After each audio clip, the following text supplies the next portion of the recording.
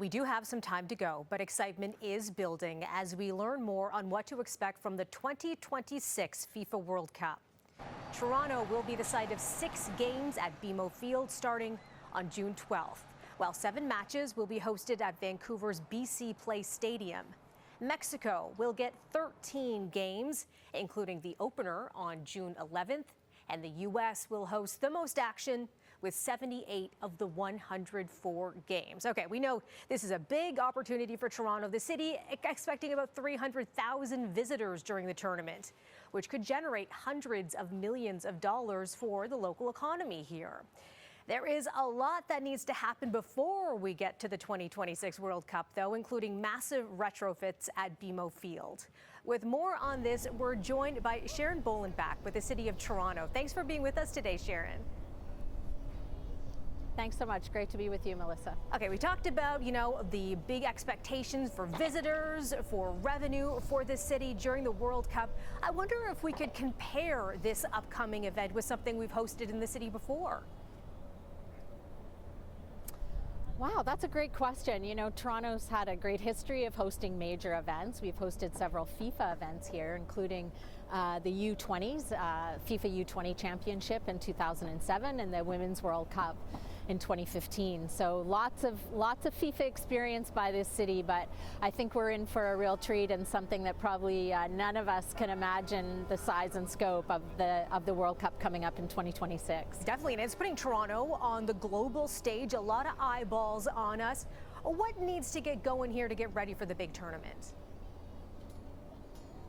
Yeah, we've got, obviously with any major event, we have a lot of work ahead of us, and we're prepared. We have a secretariat team stood up here at the city and a number of stakeholders both within the city and external who will be helping us make this event a success. So first, we're focused on some of our capital work that's happening at the stadium. And we're just starting in earnest our work around legacy development and programs around engaging the community and the diverse neighborhoods that Toronto has to offer as part of a global host in this event. You touched on this a little. One of the big changes coming along with the World Cup is a temporary rename of BMO Field. What's it going to be called? What kind of renovations are taking place? So for the tournament, we're using the name Toronto Stadium. And, basically to meet FIFA requirements for a World Cup, we need to add some seats to our stadium. So we'll be doing some adding some temporary seats, adding some accessibility elements to the stadium, some of the tech requirements around scoreboard and sound. So those are sort of the big elements that'll be happening at the stadium. We talked about the impact on the economy a little there, too. Give us an idea of what we can expect in terms of dollars and cents for the City of Toronto.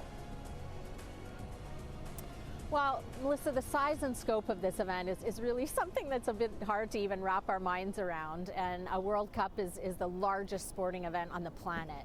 And so Toronto will have an opportunity to be seen on the global stage by, every match is probably going to be viewed by over 5 million people worldwide. Here in Toronto, we expect, over 300,000 guests.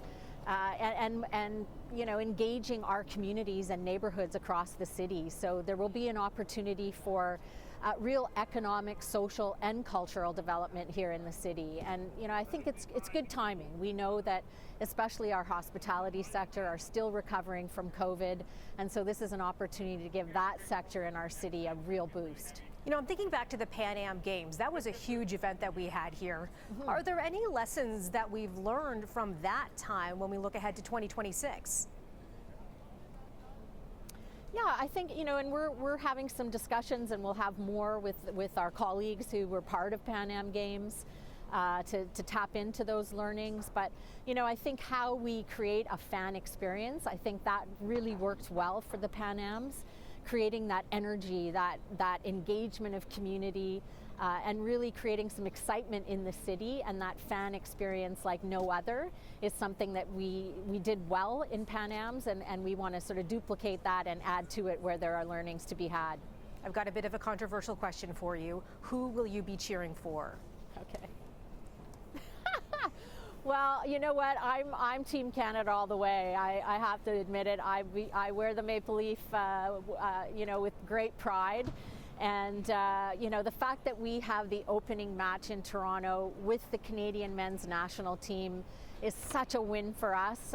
With the match schedule announcement that happened on Sunday, I couldn't be more happy that we will be hosting Team Canada in the first World Cup ever on Canadian soil here in Toronto. I'm sensing your excitement. I appreciate you sharing it with us. That's Sharon Boland back with the City of Toronto. Thanks for speaking with us today.